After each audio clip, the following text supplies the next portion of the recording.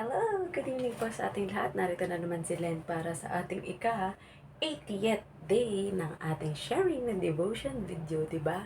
So, nakaka-80 araw na tayo ng ating sharing ng devotion video. And thanks God because today is our statutory holiday or birthday ng Buddha dito sa Hong Kong. But ayan, nagkaroon tayo ng fellowship with a churchmate at narito din ang ating Pastor Walter Tabor from Candelaria, Quezon sa Philippines na ating naka-lunch fellowship kanina. So, thanks God because nagkaroon na naman ng isang maayos na banding ang bawat mga ka-churchmate upang magpalakasan sa isa't isa. At marami ang mga nagbabakasyon para umuwi para umattend ng mga special event or graduation ng mga anak. So, para sa mga uuwi o magbabakasyon, we pray that God continue to keep us safe and yung ating mga goal at pangarap sa buhay para sa ating mga anak, alam natin na tutuparin at ibibigay yan sa atin ng ating Panginoon Diyos. So, bago pa tayo magpasimula na ating devotion video, ay wag po natin kakalimutan na manalangin sa ating Panginoon Ama namin Diyos na makapangyarihan sa lahat. Narito na naman po kami muli at salamat po Panginoon sa isang buong araw na pagsama niyo sa aming Panginoon at kung saan Panginoon ay nakasama namin ang aming mga churchmate Panginoon na kung saan ay marami po, Panginoon, ng mga kailangan magbakasyon sa Pilipinas, Panginoon, upang umattend ng mga graduation at special event ng mga anak nila, Panginoon. Gaya din po na inyong lingkod, Panginoon. Kaya I pray, Panginoon, na ngayon pa lamang, Panginoon, you will provide for everything that we need, Panginoon. And we will arrive in the Philippines and come back here in Hong Kong safe and sound because of your protection to us, Panginoon. And dalangin ko po, Panginoon, na sa bawat pag-aaral namin ito, Panginoon, ay nakakatulong ang inyong lingkod, Panginoon, sa pamamagitan ng banal na Espiritu na ipinagkaloob niyo, Panginoon, upang ang bawat mga pamamahayag, Panginoon, o pagbabahagi na ito, Panginoon, ay maging isang malaking tulong espiritual, Panginoon, para sa aming kapwa na hindi pa kaya, Panginoon, na maunawaan ang kahiwagahan, Panginoon, ng inyong mga salita, Panginoon. Salamat, Panginoon, sa mga ginagamit nyo na mga preacher, Panginoon, and sa mga revelation, Panginoon, upang ang mga Bible verses na ito, Panginoon, ay maipahayag namin ng may tapang, Panginoon, at karunungan na nagmumula sa inyo, Panginoon.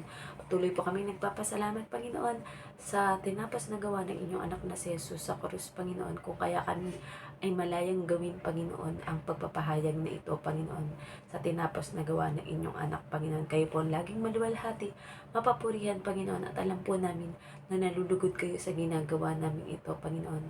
Laging manatili, Panginoon, sa amin ang kapakumbabaan, Panginoon, or ang pagiging humble, Panginoon, upang maitaas ang inyong dakilang pangalan at mapapurihan ng lahat na makakapakinig. Ito po ang aming samat dalangin sa matamis na pangalan ng mabugtong na anak na si Jesus. Amen. So, basahin po natin ang Lucas 19:2. Ayan, kung saan may isang tao roon na ang pangalan ay si Zaccheo, kung saan pumunta nga ating Panginoong Yesus sa Jericho, di ba? Isang pinuno ng mga maniningil ng buwis at siya'y mayaman. Message, at dito na nga ay nabanggit ang pangalan ng takay ni Jesus. Ito ay si Zaccheo na pinuno ng mga maniningil ng buwis at ito daw ay mayaman. Application. Intentional talaga kapag si Jesus ang pumupunta sa isang lugar dahil masasabi natin ditong si Zaccheo ay kilala talaga at mayaman. Gaya sa paghipo ng Diyos sa puso at buhay ng bawat isa, ikaw man ang pinakamayaman sa buong mundo o pinakamahirap. Basta kusang pinapasok at pinaghari ng Diyos at si Jesus. Siguradong magkakaroon ng maganda at mabuting pagbabago na masasaksihan ng mga makakakita. Ang iba kasi sa atin, pag mga sikat o mayayaman ay parang natatakot na lapitan o bahaginan ng mabuting balita ng Diyos. Subalit, dahil sa makabagong teknolohiya ngayon, hindi na imposibleng maabot sila. Di gaya noong panahon na nabuhay si Jesus na kailangang sadyain pa at maglakbay para makapunta sa bawat lugar upang magbahagi ng ebanghelyo. Kaya huwag nating sayangin ang bawat pagkakataon na maabot ng mabuting balita ng Diyos ang lahat ng tao. So, purihin ang pagkabasa ng salita ng Diyos. So, di ba, dito makikita natin na kung ang ating Panginoong Yesus para maglakbay papunta sa Jericho mula sa Jerusalem or sa Israel, 'di ba? Ay halimbawa kailangan niyang tumawid ng dagat sa pamamagitan ng bangka, 'di ba?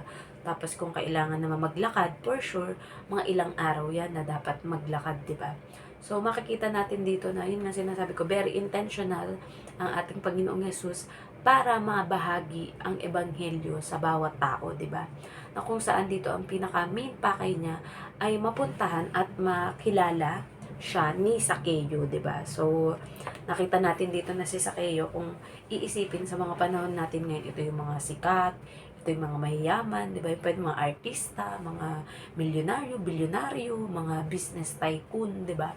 So noong panahon yun ay mahirap pa ang way of transportation, pagbabahagi, di ba?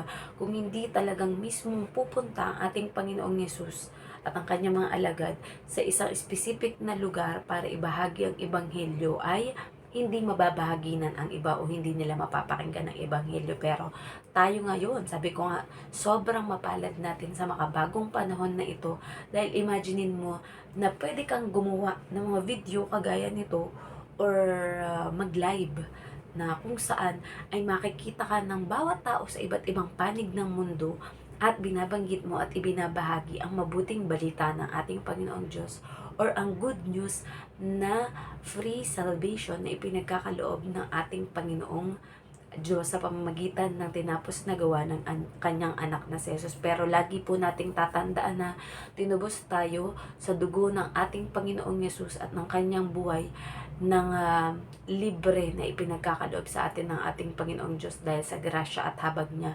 Pero hindi po ito cheap. Kumbaga, priceless kapag ka ito ay binili dahil dugo ng bugtong na anak ng Diyos Ama, na ang ating Panginoong Yesus ang tumubos nito. Kumbaga, kahit libre man siya, pero hindi siya cheap, 'di ba? Kumbaga, very high price, priceless, walang kasing halaga.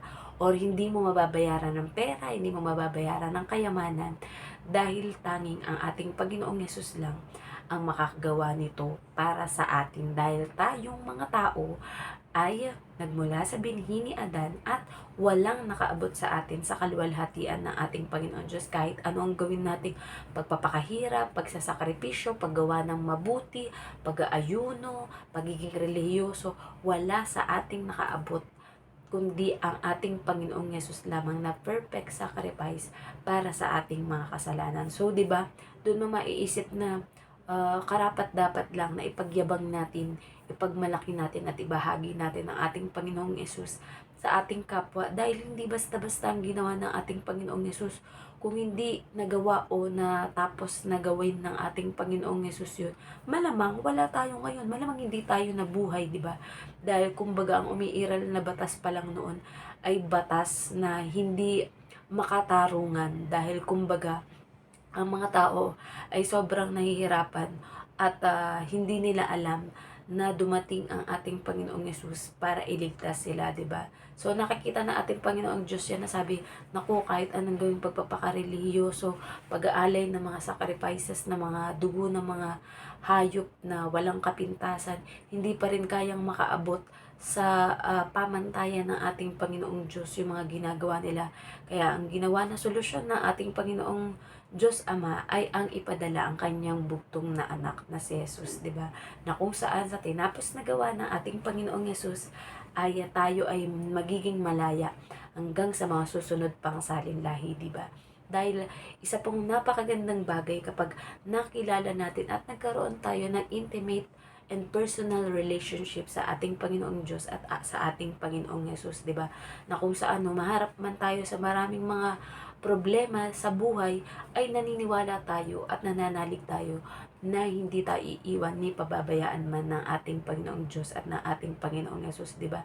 Sabi nga sa word ng ating Panginoon na I will never leave you nor forsake you. Kaya panghawakan natin ang mga sinasabi na yan at pangako ng ating Panginoong Diyos, 'di ba? Na kung saan, 'di ba?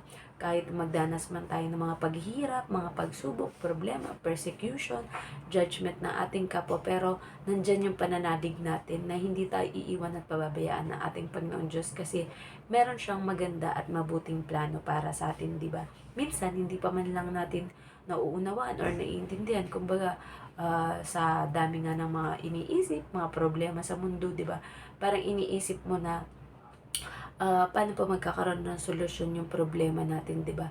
Pero alam mo yun, yung kung iisipin mo na kahit sa mga pagre-research ng mga scientist, mga astronaut, di ba? Hindi nila ma-explain or ng siyensya kung paanong may mga bagay na nalikha dito sa mundo, di ba? Ibig sabihin, meron talagang lumikha. So, ang pinipinpoint ng mga nasa nasa creation ng ating Panginoong Diyos ay meron talagang number one na lumikha na pinakamataas sa lahat, at yun ay ang ating Diyos Ama, na kung saan yan ay binabanggit sa kanyang salita sa Biblia, na kung ating bubulay-bulayan, ating nanamnamin, at sabi nga ito ay gawin nating our daily bread, kumbaga ating pang-araw-araw na pagkain or ating pang-araw-araw na tinapay, na kung saan sa bawat pahina or bawat mga verses sa Bible ay makikita natin na nariyan ang ating Panginoong Yesus, na kumbaga sa simula pa lang ay pinakita na ng ating Diyos Ama na may darating na tagapagligtas, dahil hindi nga kayang maabot ng mga tao ang kalwalatian ng ating Panginoong Diyos. And syempre, walang ibang greatest candidate dyan kundi ang kanyang bugtong na anak na kasama niya sa kanyang kaharian at sa kalangitan, kundi ang ating Panginoong Yesus. So, di ba? Parang dun mo masasabi na pag napanood mo or nakita mo yung naging sacrifices ng ating Panginoong Yesus sa cross para sa atin, di ba? Talagang mapapaiyak ka na lang na at masasabi mo, thank you Lord Panginoon, dahil kung hindi dahil dyan, malamang hindi kami mga magiging tao ngayon or hindi kami mabubuhay sa mundong ito, Panginoon. Pero we know, Lord God, na sa lahat ng ito, Panginoon, basta nananalig kami at nagtitiwala sa inyo, Panginoon, at kayo ang aming tanging pag-asa, kayo ang tanging nagmamahal sa amin at tumatanggap sa amin sa kabila ng aming kakulangan at aming di pagkaabot sa inyong kalwalatian, Panginoon. Pero inyong pagmamahal sa amin ay walang kapintasan, Panginoon.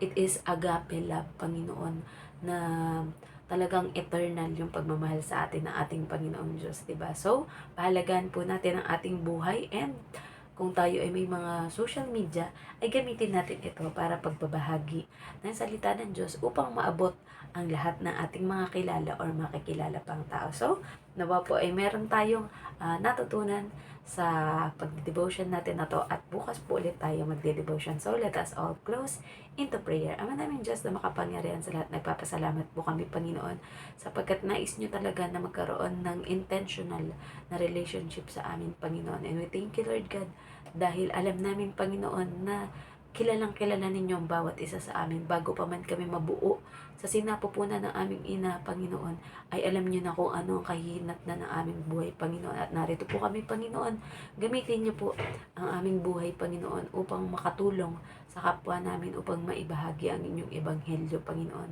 At alam po namin na lahat ng aming mga financial, spiritual, physical health, Panginoon, and relationship sa aming kapwa, Panginoon, ay sinagot nyo na, Panginoon, na ito ay lahat ay magiging maayos, Panginoon, at alam namin that you will never leave us nor forsake us. Yan po aming pangahawakan, Panginoon, and we know, Lord God, na our labor in you is not in vain, Panginoon, and alam namin na kayo ay nalulugod sa aming ginagawa na ito, Panginoon, na mapapurihan at madakila ka, Panginoon, ng bawat tao sa pamamagitan ng buhay ng bawat isa sa amin, Panginoon. Muli, binabalik po namin ang lahat ng papuri at pasasalamat sa tanging pangalan ng bugtong na anak na si Jesus. Amen. Good night po sa ating lahat, and God bless. Bye!